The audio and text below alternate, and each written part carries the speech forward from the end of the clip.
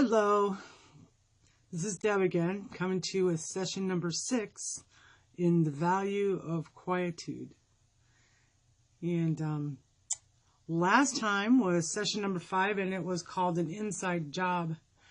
And one of the things that we talked about was guarding your space. And I had to chuckle when I re-listened to it because yesterday I was going to do like 3 videos in the afternoon, but first I got a new refrigerator and it came and the guys installed that and everything was fine. And then my husband got a phone call that some things that we had ordered in another town were ready to be picked up. So guess what? My space, I guess I did guard my space because one of the only things that can mess up my space is my husband. He doesn't mess it up, but he's the only one that can switch my space around, so to speak. So anyway, that happened. And then I was just sitting here thinking today how tired I am, and I wish I could just go take a nap. And you know what? That's a space I have to guard because I've got a few more videos that I'd like to get done. So here we are, session number 6. And the name of this session is Excavation. So let the excavation begin. First off, I'll just use this time today to tell you what we're going to do during this time so that you'll have a heads up. And one of the first things I'm going to tell you is that we're going to use our quiet time to gain energy and direction. And that's what we mean by excavate. We're going to dig in and we're going to find out how to use our energy and what direction we need to be going. We are going to be aware of the negatives that come into our mind, and we're going to change those to positives. We are going to tune into the Holy Spirit or our superpower, and that is going to provide us with clarity and a really clear connection with God and ourselves. We are going to use our quiet time to find our most deepest self. We're going to go inside of ourselves and find the deepest part, the parts that we might like to hide because they hurt, or that we might like to hide because we feel shame or we feel guilt. We're going to dig those up.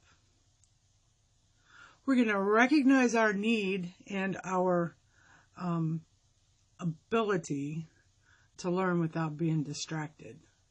That, of course, is a really hard one. Distraction we live with it every day. And so we're going to learn some about how to not be so distracted. We're going to learn how to not care what others think. And we're going to let that Holy Spirit, our deeper self, just take us as far into this excavation plan as we can go. We're going to leave all confusion at the cross. We're going to leave it outside of our hearts. It doesn't belong there. We're going to learn to be content in all things, whether they're painful, whether they're happy, whether they're sad, or in all things, we're going to learn to be content. And when that part comes where it's really hard and we think, I'm finished here, I'm done, I'm not going to do any more, I'm just going to stop right here, we are going to keep on digging. And my example for that is, I came in with a teaspoon. I was going to do my excavating with the teaspoon and be done with it. And then God moved in the big stuff. And my husband, I call it a digger thing. My husband calls it a backhoe. So you can decide who you think is correct. Anyway, I thought that teaspoon was going to be enough. After all, I've been following Christ for a really long time, right? And so imagine my surprise when that enormous digger thing pulled into my mind and it got ready for some serious digging action. So I'm going to warn you I'm going to warn you in the sweetest possible way. It's going to be hard, but you can do it. We can do it together, and we can get this straightened out so that we can live a life that is more peaceful and more powerful than we ever dreamed.